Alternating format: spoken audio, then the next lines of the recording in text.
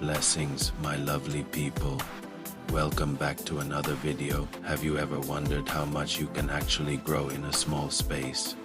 Well, today I'm going to show you exactly how I managed to grow 21 plants in a small greenhouse. Yes, you heard that right. But before we jump in, here's a little challenge. Can you guess the size of my greenhouse? Drop your guesses in the comments and let's see who's closest. Let's get started. These plants are just a few weeks old and they're almost ready to be transferred into the ground. I've already prepped my soil, making sure it's rich and ready for them to thrive. In a moment, I'll show you how they're looking just a few days after being planted in the ground inside my greenhouse. You'll see how quickly they've settled. These plants have only been in the ground for a few days, and just look at the progress.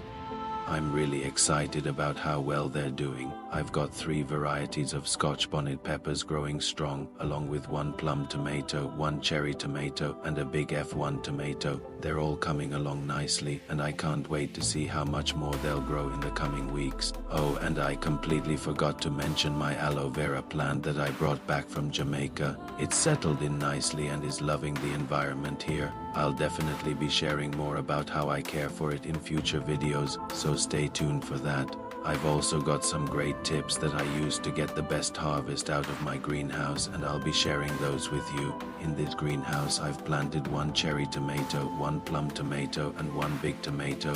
Along with those, I've got 3 different varieties of Scotch bonnet peppers and a few red bell peppers as well. Now let's move along, and as the weeks go by, I'll be giving you regular updates on how things are progressing.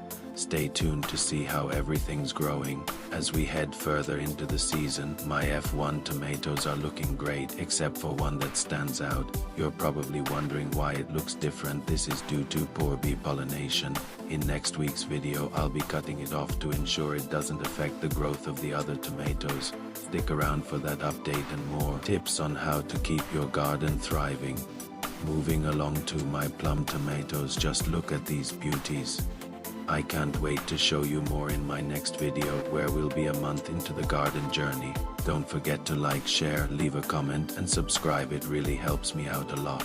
A quick tip for growing plum tomatoes: they thrive in well-drained soil and need regular watering, especially as the fruits develop. Pruning the lower leaves helps with air circulation and prevents disease. It's also important to stake or cage them early on to support the weight of the fruit. Feed them with a balanced fertilizer every few weeks, and be sure to pick them when they're fully ripe for the best flavor. Thank you for watching. If you found this video helpful or enjoyable, please consider giving it a thumbs up. Wishing you a joyful and successful gardening experience.